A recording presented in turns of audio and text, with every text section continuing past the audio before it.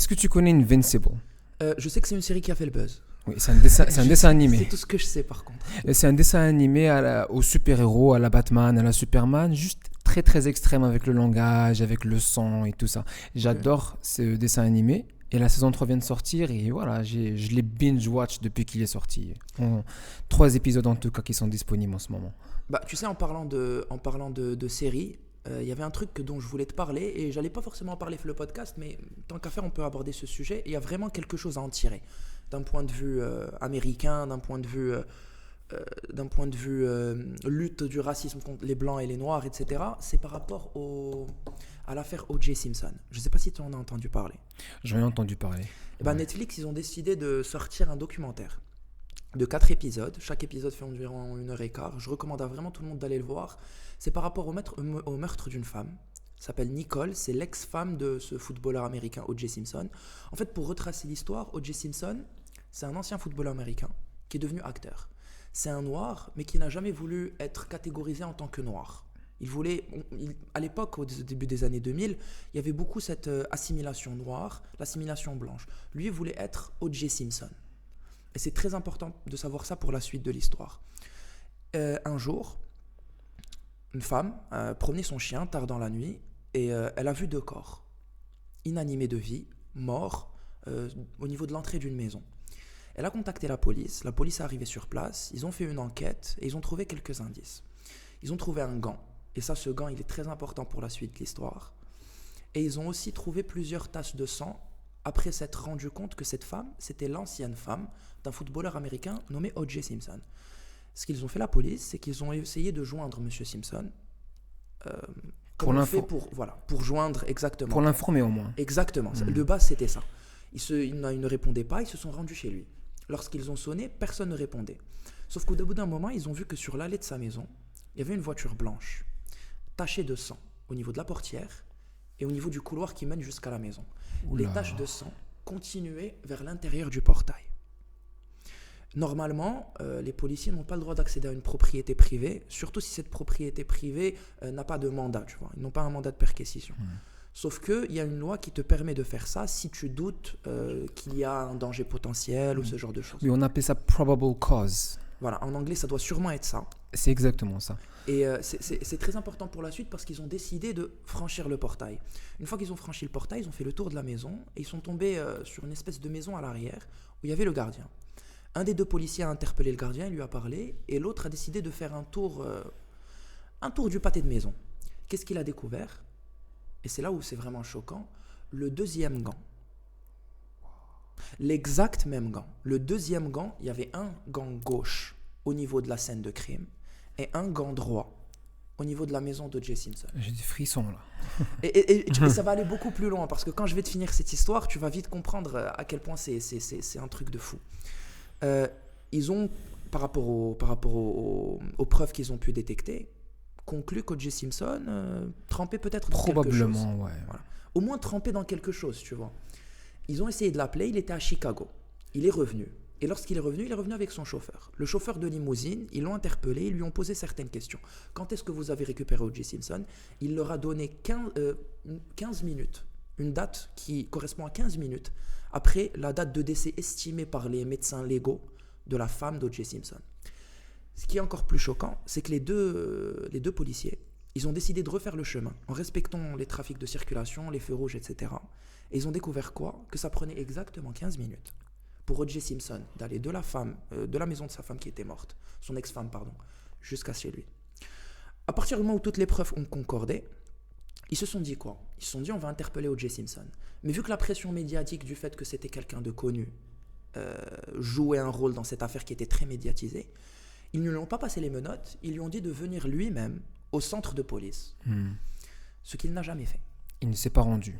Ouais. Donc ça, si je me permets, ça c'est très très mal vu. Exactement, c'est une erreur stupide de sa part, surtout quand je vais te raconter la suite de ce qui s'est passé. La police a lancé un mandat d'arrêt parce qu'il n'est pas venu, il était techniquement recherché, tu vois, le statut recherché. Où est-ce qu'ils l'ont retrouvé ?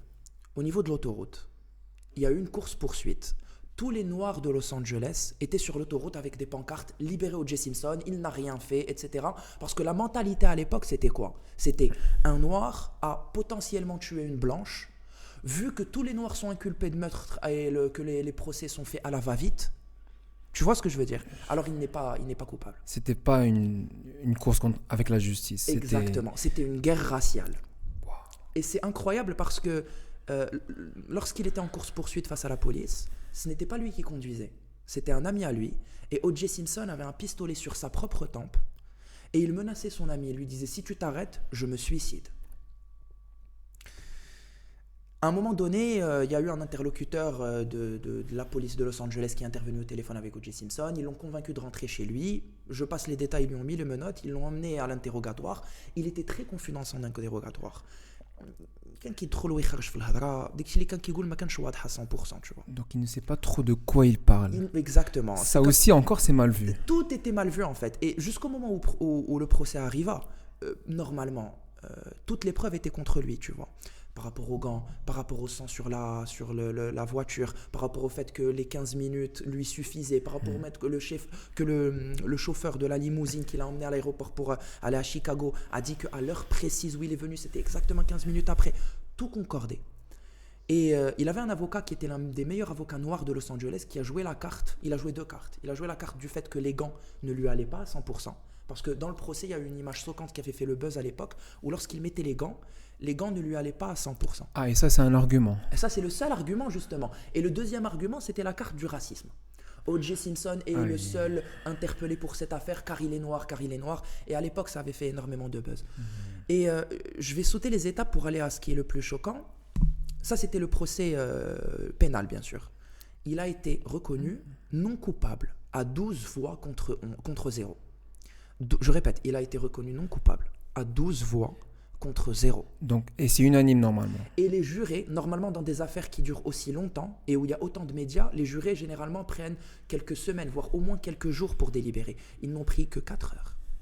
Un juré à majorité noire. C'est un peu chelou. Ils n'ont pris que 4 heures. C'est une affaire incroyable que je recommande à tout le monde d'aller voir. J'essaie de la narrer un petit peu de la meilleure des façons, mais c'est pas facile pour moi parce qu'il y a tellement de trucs concrets qu'il faut dire que ça devient juste mind-blowing. Tu vois, c'est vraiment choquant. Et c'est pas fini. Et c'est pas fini. Il y a eu le procès civil. En fait, la différence entre un procès pénal et un procès civil, c'est que le procès pénal, il faut réussir à prouver que la personne qui a été inculpée pour ce meurtre est à 100% l'auteur du meurtre. Il ne doit pas y avoir de doute raisonnable. D'accord, donc sans aucun doute. D'accord. Voilà, exactement. Le procès civil, c'est pas la même chose. Il faut juste prouver que la personne, c'est plus probable qu'il ait commis le meurtre que qu'il ne l'ait pas commis. Tu vois la différence, tu vois la nuance. Je vois la différence, mais pourquoi ils font ce procès civil du coup? Le procès civil, c'est comme qui dirait pour essayer d'apaiser les peines des victimes, par exemple. Des familles, par exemple. Exactement. Les dédommagements financiers, les travaux d'intérêt généraux. Et si je me rappelle, il y a eu 2 victimes en fait. C'est exactement. Nicole. Donc 2 familles qui sont touchées. En fait, ce qu'il faut toujours se dire, c'est qu'un meurtre, ça tue des familles, ça détruit des vies. Et c'est là où le fait que O.J. Simpson n'a eu que 4 heures de délibération dans son procès qui est choquant. Parce qu'on parle de la vie de plusieurs centaines de personnes. Quand on parle surtout le fait que toutes les preuves pointent vers lui. Exactement. Vers lui, il n'y a même pas d'autre suspect. Et quand je vais donner la fin et que je vais donner aux gens qui nous écoutent la fin, c'est là où ça va être éperdument choquant. Okay. Le procès civil, ça a fait l'effet inverse. 12 personnes contre 0 se sont dit que O.J. Simpson était coupable. Donc ici 12 contre 0, ici contre... Mais pourquoi un jury à majorité blanche. Et le jury du premier procès? Un jury à majorité noire. Ok. Tu sais, ils lui ont aussi donné une peine financière à régler pour les familles des victimes de plusieurs millions de dollars qu'il n'aura jamais réglé. Et une fois que les procès se sont terminés, qu'il est rentré chez lui tout paisiblement, il était avec son agent qui était à l'époque aussi un de ses meilleurs amis. Son agent, ils étaient près de la piscine, d'après les dires de son agent, et son agent lui a demandé, il lui a dit « O.J., est-ce que c'est toi qui as tué Nicole ?» O.J. l'a regardé, il a un peu rigolé, il lui a dit « Est-ce que tu penses vraiment que je suis capable de faire quelque chose comme ça ?» Son agent, il dit qu'il a eu vraiment des frissons et qu'il a senti qu'il y avait un vent glacial. Et il lui a dit « Je ne sais pas, j'aimerais beaucoup que tu répondes à cette question. » Et O.J. lui a dit « Si Nicole n'était pas sortie avec un couteau ce jour-là, elle serait toujours en vie. » Oula. Bon, Zakaria, je veux bien qu'on essaie de calmer un petit peu les choses. Parce que sincèrement, C'est vrai, ça donne des frissons, cette histoire. ouais, sincèrement, j'ai eu des frissons. J'avoue, Parce que j'avoue. rien que le fait de savoir que quelqu'un, il a échappé à la prison, moi personnellement, je pense qu'il a fait ce meurtre. Parce que Mais je le pense aussi. Après, il faut toujours faire attention à la manipulation de preuves et à la manipulation des médias. C'est-à-dire que Bien sûr. Netflix peuvent ramener qui ils veulent dans leur Bien documentaire évidemment. et peuvent dire leur version des faits. Ça, c'est une vérité. Mais quand c'est apporté de cette façon, c'est vrai que... Voilà, donc ça me fait peur le fait de savoir que quelqu'un, il a vécu plusieurs années avant de mourir en étant libre. Exactement, un double meurtrier. Oui. Mais bon, écoute, on va rester un petit peu plus soft. On a parlé d'un Ouais, thème on très va intéressant. peut-être dans une direction un peu plus On va parler sport, et ouais. dépassement de soi, d'accord. On est parti sur le même sujet, super. On va parler sport et on va parler sport/marketing. Tu sais pourquoi? Mhm. Parce qu'on va parler de Riles. Tu m'as envoyé ce post. Ouais, ça a fait le buzz sur les réseaux sociaux. Oui. C'est le mec, pour un peu expliquer aux gens, c'est le gars qui a décidé de se mettre sur un tapis de course et pour la sortie de son prochain album, mettre une scie qui va... Tu vois, les heures de scie qui peuvent que si tu recules, Ouais, elles j'ai peuvent vu, te tuer. Voilà. c'était On 3 mettra une image. C'est le genre de scie, si tu recules le tapis, tu risques de mourir. Enfin, c'est purement artistique, ça ne sera pas jamais le cas, bien sûr. Mais il a décidé de courir 24 heures pour la sortie de son prochain album. Et moi, je respecte deux choses par rapport à Riles, là, en ce moment. Je respecte l'approche marketing, économique par rapport à la sortie de son album. C'est une super approche de buzz. Je suis d'accord. Et je respecte aussi énormément l'aspect sportif.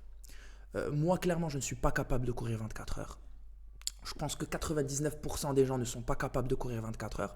Le fait qu'il arrive à lier quelque chose qui suscite un buzz à un exploit sportif intéressant et que ça ait marché sur les réseaux, pour moi, ça mérite tout mon respect. Je sais pas si tu as un peu cherché dans ce buzz-là en question. Moi, j'ai regardé les réactions des fans et les gens dans les réseaux sociaux. Mec, les gens, ils ont fait des memes, il y a eu des trucs sur Saw. Tu connais Saw, le film avec la poupée? Ouais, le film d'horreur. Oh là. Ils ont dit, il va se transformer en kebab. Mais non, mais c'est fait exprès, là. Tout est fait exprès. Quand tu cherches le buzz, tu essaies d'inciter l'intérêt des gens Oui. de différentes façons, à travers des mimes, à travers des reposts, à travers des vidéos où on va commenter ce qu'on La fait. réactivité, voilà, Exactement. ça donne vie en fait, et je pense que son album il va bien faire. D'ailleurs, il s'appelle Survival Days, donc c'est le fait un peu de... Il y a aussi l'aspect, il va survivre à travers cette expérience.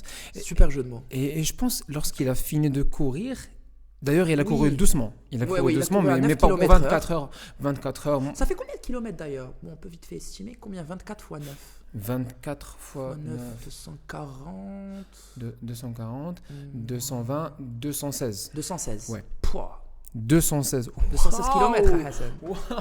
Tu vois, quand on calcule comme ça, c'est là où on réalise l'exploit. J'ai- 216 km. J'ai déjà testé 42 km. Aller-retour Rabakaza.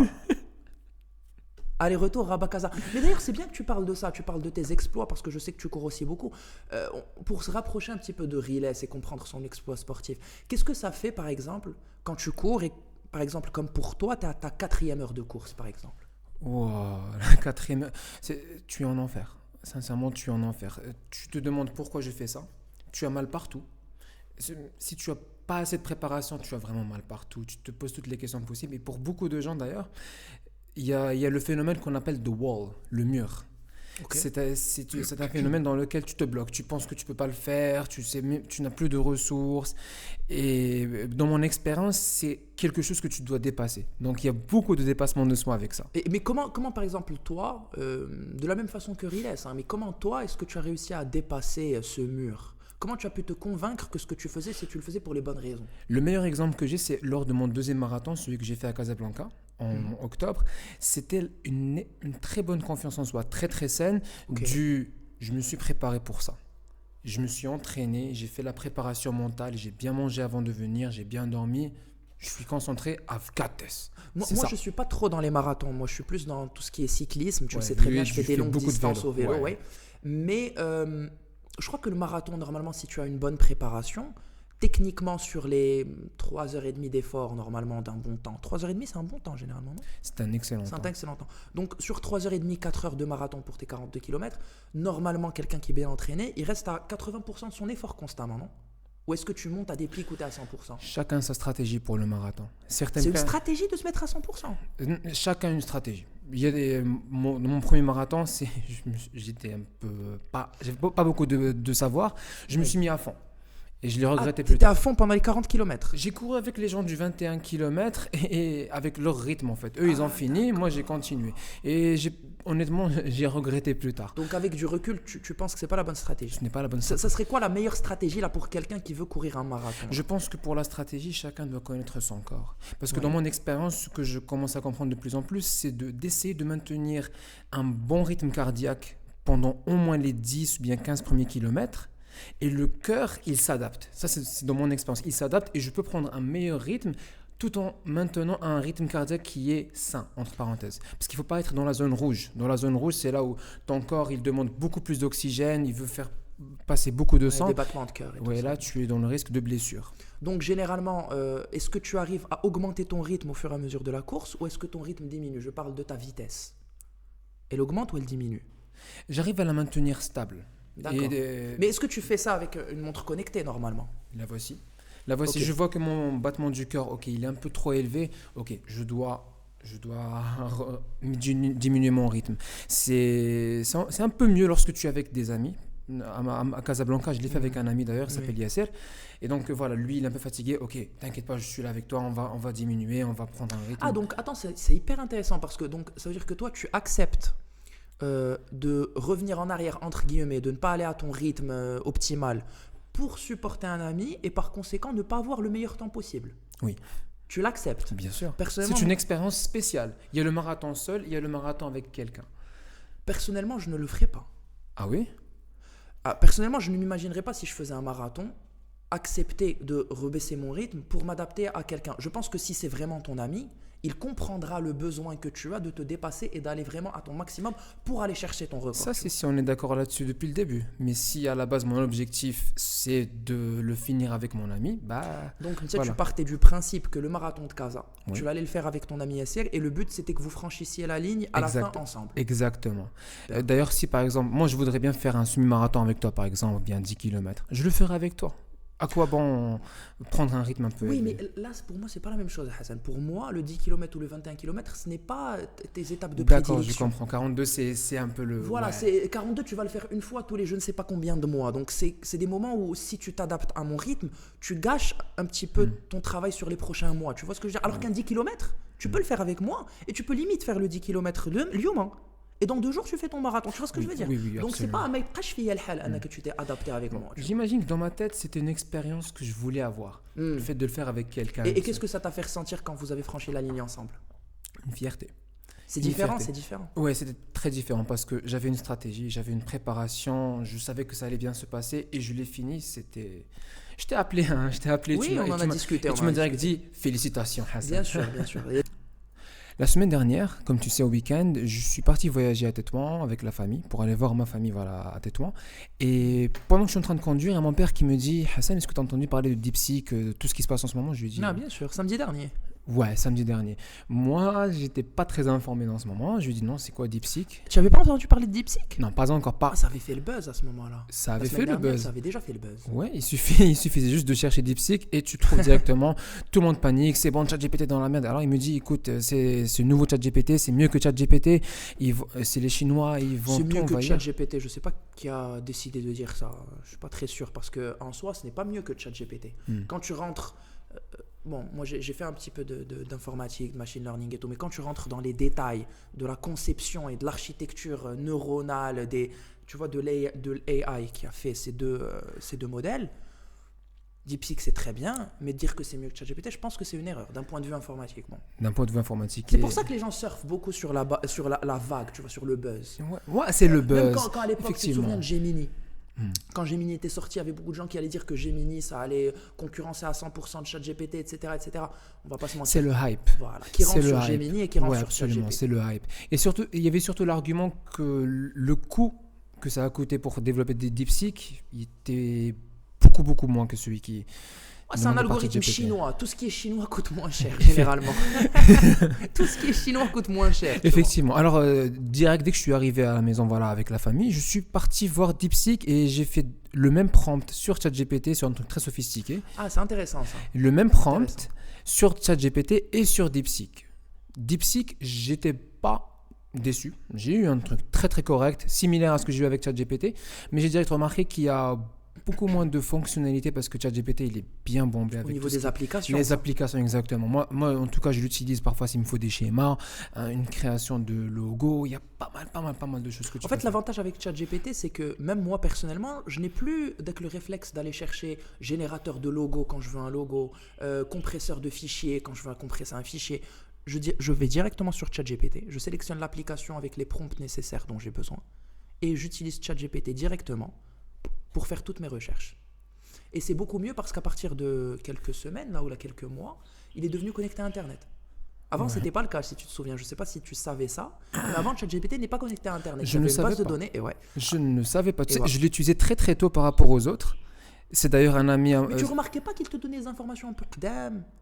à l'époque, ouais. Et en fait, C'est ça. ChatGPT te disait que j'ai uniquement accès à l'information Voilà. jusqu'à En fait, il était en entraîné. 2020. En fait, il était entraîné sur un modèle qui simulait les recherches internet jusqu'en 2020. Ouais. Donc, pendant plusieurs années, il était basé que sur 2020. Et il avait certaines informations par rapport aux autres années, mais c'était très limité.